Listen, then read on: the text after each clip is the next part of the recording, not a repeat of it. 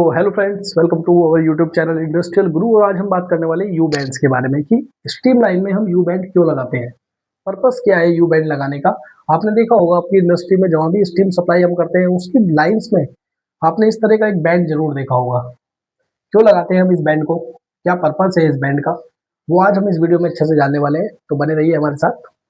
तो दोस्तों, आपने देखा होगा कि जो हमारा स्टीम सप्लाई है, जो स्टीम सप्लाई हम बॉयलर से करते हैं, बॉयलर से स्टीम सप्लाई करते हैं हमारे इक्विपमेंट को जहाँ पर स्टीम का यूजेस हो रहा है। और ये जो डिस्टेंस है बॉयलर से लेके इक्विपमेंट तक, ये सपोज वो 100 से या 120 या 150 जो भी कोई पर्टिकुलर डिस्टेंस मीटर पर है, बट इतनी लॉन्ग डिस्टेंस पे जब हम स्टीम को सप्लाई करते हैं तो कुछ चेंजेस होते हैं स्टीम में। उस चेंजेस को कंपनसेट करने के लिए ही हम क्या करते हैं, इस यू बैंड और एक्सपेंशन लूप को यूज करते हैं। किस क्या पर्पस है अगर हम देखें तो सबसे पहला पर्पस क्या है इसका, to remove condensate from the steam line. होता क्या है कि जब हमारी स्टीम बॉयलर से जनरेट होती है तो वो स्टीम हमारा जब चलती है आगे की तरफ, तो आप देखेंगे कि जो स्टीम इस सरफेस के कांटेक्ट में आ रही है, जो स्टीम इस सरफेस के कांटेक्ट में आती है वहां पर फ्रिक्शन होता है। और उसी फ्रिक्शन की वजह से हमारा स्टीम का कुछ पार्ट क्या होता है, कंडेंसेट में कन्वर्ट होने लगता है, कन्वर्ट टू कंडेंसेट। बहुत स्मॉल क्वांटिटी होती है ये, बट कंडेंसेट जनरेशन होता है। जब हमारा सैचुरेटेड स्टीम बॉयलर से जलती है तो जो सरफेस से कांटेक्ट में आने से वहां पे दूसरा चेंजेस हो सकते हैं कि हमारा जो पाइपलाइंस है जिसके थ्रू हम स्टीम ट्रांसफर कर रहे हैं उसमें भी इंसुलेशन है या नहीं। अगर इंसुलेशन नहीं होगा यहाँ पर तो होगा क्या कि हमारी जो पाइपलाइन है डायरेक्ट किसके कांटेक्ट में आएगी, एटमॉस्फेयर के। एटमॉस्फेयर के कांटेक्ट में आने से क्या होगा, यहाँ पर हीट ट्रांसफर होगा। हीट ट्रांसफर होने से क्या होगी, बाहर का जो टेम्परेचर है, एक्सटर्नल जो टेम्परेचर है वो लो है, बट अंदर का जो जनरली स्टीम का टेम्परेचर रहता है वो जनरली कितना रहता है हमारा, 130, 150, 180, 180, 200 डिग्री सेल्सियस। तो अंदर टेम्परेचर ज्यादा है पाइपलाइन के और बाहर कम है, तो यहाँ पर क्या होगा, हीट ट्रांसफर होने लगेगा एटमॉस्फेयर में। हीट ट्रांसफर होगा एटमॉस्फेयर, यहाँ पर भी उसी वजह से क्या होगा, जो कॉन्टेक्ट में है स्टीम हमारे पाइपलाइंस के वो किसमें कन्वर्ट होने लगेगा, कंडेंसेट में। अब ये कंडेंसेट जा रहा है आगे की तरफ। अगर हम सपोज ये यू बैंड नहीं लगाते, एक डायरेक्ट समझते हैं एक पाइपलाइन के थ्रू कि अगर हम ये यू बैंड नहीं लगाते तो कंडेंसेट क्या होता, यहाँ पर ये स्टीम चल रही है और धीरे धीरे हम देखते हैं कि आगे जैसे जैसे स्टीम आगे की तरफ बढ़ रही है यहाँ पर कंडेंसेट की वैल्यू बढ़ती जाती। होगा क्या, जब लास्ट प्रोडक्ट है हमारा इक्विपमेंट है जहाँ पर स्टीम का यूजेस है, ये सारा कंडेंसेट कहाँ जाएगा, इक्विपमेंट में। उसी बीच होगा क्या कि अगर सपोज इस पाइपलाइन में, क्योंकि ऐसा तो नहीं होगा कि जो इक्विपमेंट है वो डायरेक्ट स्ट्रेट लाइन में लगा होगा, हो सकता है कि इक्विपमेंट यहाँ लगा हो, तो यहाँ पर कुछ बैंड होंगे इस तरह से। अब ये होगा क्या कि जब ये कंडेंसेट आगे बढ़ेगा तो ये सारा कंडेंसेट एक्यूमुलेट हो जाएगा इस पोर्शन में जाके। जब ये सारा एक्यूमुलेशन होगा यहाँ पर कंडेंसेट का, तो जब पीछे से जो स्टीम आ रही है वो प्रेशराइज है। अब ये प्रेशराइज स्टीम जब इस कंडेंसेट को हिट करेगी तो यहाँ पर क्या होगी, हैमरिंग। पाइपलाइन में क्या होगी, हैमरिंग होगी। बहुत ही ज्यादा शॉक आपको मिलेगा, वाइब्रेशंस आपको मिलेंगे, नॉइस मिलेगी वहां पर। पाइपलाइन पूरा वाइब्रेशंस करता हुआ मिलेगा, किस वजह से, क्योंकि ये कंडेंसेट प्रॉपर्ली रिमूव नहीं हुआ। अब इसको रिमूव करने के लिए हम क्या करते हैं कि जो पाइपलाइन है, जो सप्लाई पाइपलाइन है हमारी स्टीम की, उसके बीच में हम जनरली 25 टू 30 मीटर्स पे एक एक्सपेंशन लूप या यू बैंड यूज करते हैं। जनरली कहीं आपने इस तरह से देखा होगा या फिर ये इस तरह से रहता है। तो पर्पस यही होता है कि इसके अंदर जो कंडेंसेट एक्यूमुलेट हुआ, क्योंकि जब ये कंडेंसेट आगे चलेगा तो फर्स्ट ये नीचे जाएगा और यहाँ पर ये एक्यूमुलेट होगा। और हमें पता है कि स्टीम की डेंसिटी वाटर की डेंसिटी से कम रहती है, तो जो कम रहती है वो पता है वो ऊपर रहता है और जिसकी डेंसिटी ज्यादा होती है वो नीचे रहता है। तो स्टीम क्या होता है, स्टीम आगे की तरफ बढ़ जाती है और कंडेंसेट बॉटम में कलेक्ट होने लगता है। अब बॉटम में जो कंडेंसेट कलेक्ट हुआ उसको हमें रिमूव करना है इस पाइपलाइन से, तो उसके लिए क्या होता है, यहाँ पर एक थर्मोडायनेमिक टीडी ट्रैप लगा होता है, थर्मोडायनेमिक ट्रैप। इसका काम क्या होता है, इसका काम ये होता है कि इस पाइपलाइन में जितना भी कंडेंसेट एक्यूमुलेट हुआ वो सारा कंडेंसेट ये स्टीम ट्रैप हमारा बाहर निकाल देता है, और इस पाइपलाइन में से जितना भी कंडेंसेट कलेक्ट हो रहा है या बन रहा है वो सारा इस टीडी ट्रैप के थ्रू बाहर निकलता रहता है।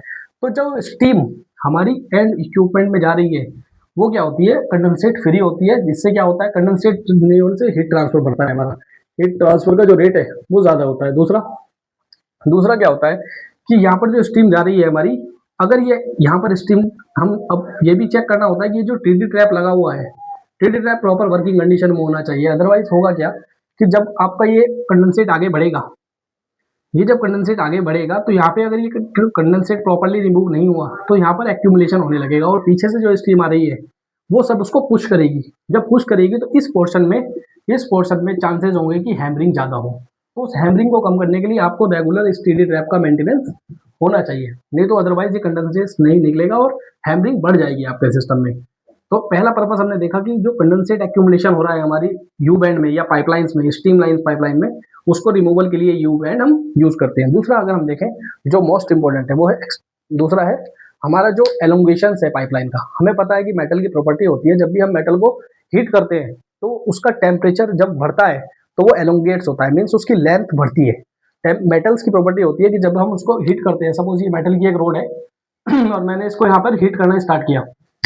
जब हम इसको हीट करेंगे तो एक्चुअल सपोज ये एक रोड थी, तो ये इसकी लेंथ क्या थी, एल, इसकी लेंथ थी एल। बट जब ये हीट हुआ, हीट होने से पहले इसकी लेंथ थी एल।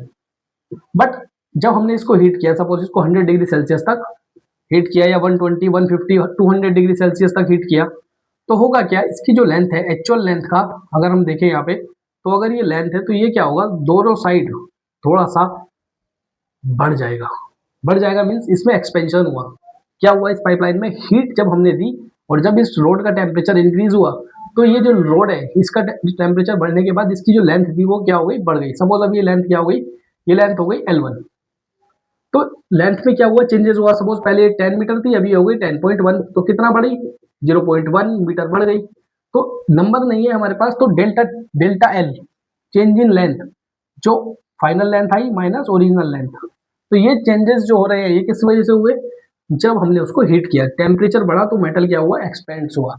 वही प्रॉपर्टी को यूज हमने अगर देखे, यहाँ पे देखे होगा क्या, हमें पता है कि हमारे जो स्टीम लाइन्स है वो सपोज इसमें स्टीम नहीं है तो अभी नॉर्मल एटमॉस्फेयर टेम्परेचर पे है। Atmosphere temperature generally 28 to 30 degree Celsius हम लेके चलते हैं, और जब हम स्टीम सप्लाई करेंगे तो टेम्परेचर कितना हो सकता है, 200 डिग्री सेल्सियस तक। अब ये 200 डिग्री सेल्सियस जब जाएगा इस पाइपलाइन के थ्रू, तो पाइपलाइन की प्रॉपर्टीज है, क्योंकि वो मेटल की है, वो एलोंगेट्स होगा, मीन्स उसमें एक्सटेंशन एलोंगेशन होगा। जब एलोंगेशन होगा तो पाइपलाइन क्या होगा, बढ़ेगा। जब ये पाइपलाइन बढ़ेगा, उसी पाइपलाइन के एलोंगेशन को कंपनसेट करने के लिए, कि पाइपलाइन में जब एक्सपेंशन हो तो उसको कंपनसेट करने के लिए ही ये एक्सपेंशन लूप डाले जाते हैं पाइपलाइंस में। कैसे, सपोज ये जैसे ही एक्सपेंड होगा तो क्या होगा, जब ये एक्सपेंड होगा तो बढ़ेगा। जब बढ़ेगा तो सपोज यहाँ पर कुछ फ्लैंज लगी हुई थी, यहाँ पर एक फ्लैंज लगी हुई थी, आपने ये एक्सपेंशन ज्वाइंट नहीं डाला और एक स्ट्रेट पाइपलाइन के थ्रू सप्लाई की।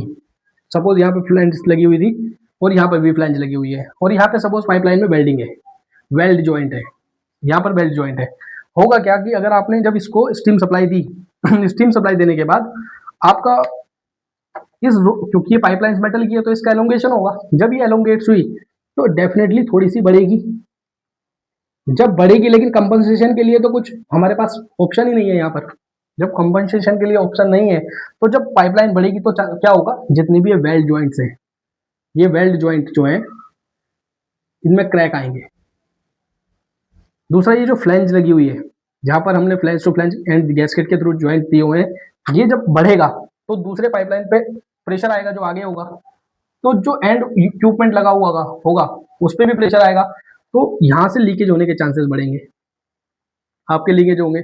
और आपको पता है क्योंकि अंदर स्टीम है और ये पाइपलाइन सपोज कुछ ऐसे एरिया में है जहाँ पर मैन मूवमेंट भी है, तो जैसे ये लीकेज होगा, लीकेज होने के बाद क्या होगा, यहाँ पर लीकेज होने के बाद वो स्टीम डायरेक्ट किसके कॉन्टेक्ट में आ सकती है, मैन के, जैसे जो भी आदमी वहाँ पे काम कर रहा है उसके कॉन्टेक्ट में आ सकती है। तो सेफ्टी का एक रिस्क है, तो सेफ्टी को रिस्क को कंपनसेशन करने के लिए भी हम ये यूबेंट लगाते हैं। तो इस तरह से, और हो सकता है कि ये पाइपलाइन किसी सपोर्ट से स्ट्रक्चर से स्ट्रक्चर्ड हो, सपोज ये स्ट्रक्चर लगी हुई है और इस पर यू क्लैंप के थ्रू ये पाइपलाइन लगा हुआ है, बट जब एलोंगेशन होगा तो ये पूरी स्ट्रक्चर को भी हिला सकता है, पूरी स्ट्रक्चर हिलने लगेगी, पूरी आपकी इक्विपमेंट जो मशीनरी लगी हुई है या बिल्डिंग की पूरी स्ट्रक्चर हिलने लगेगी, क्योंकि ये पाइपलाइन में क्या होगा, एलोंगेशन।